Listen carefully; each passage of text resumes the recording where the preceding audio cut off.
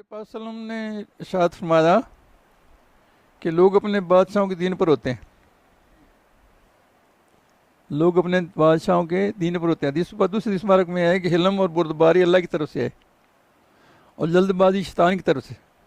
Helium बुर्दबारी अल्लाह की तरफ से, जल्दबाजी शैतान की तरफ से। तो कुरान मजीद में शैतान तुम्हें फ़क्र से डराता है। कुरान मजीद में है कि शैतान तुम्हें फ़क्र से डराता है। वो फ़क्र से इसलिए डराता है कि इंसान खाने में हराम से परहेज़ ना करे, है ना। और ज़ाहिर है कि हराम माल खाने से इबादत तो कबूल नहीं होती। तो काफर में ना मुरवत होती है, ना बुर्दबारी होती है, ना ही वो सवाब का मुस्तहिक होता है।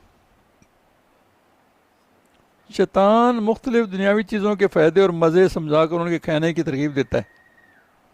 जैसे आदम सलाम से शैतान ने बातें की। शैतान इंसान के कान पकड़ कर हिरस और मुज़र कमाई की जानब ले जाता है। जो शुबे वाली चीज़ें वसाफत से, वसों से, सही रास्ते से चलने से रोकता है। हर मुमकिन कोशिश करता है ये इंसान सही रास्ते पर ना चले, मेरे काबू में रहे। शैतान अपने हथकंडों से बड़े बड़े उलमा का मजाक उड़वा देता है। बड़े बड़े उलमा का मजाक उड़वा देता है। तो फिर शैतान से बचने के लिए अपनी अक्ल को अपने शेख मुर्शिद कामल की अक्ल से वाबस्ता कर दे और उससे हर बात में मशवरा कर ले। सिर्फ जिस्मानी खुराक का लालची ना बन, फिर जन्नत की सैर कैसी होगी। जिस्म फजलों से खाली होगा तो इशारो अनवार से पूरा होगा ना।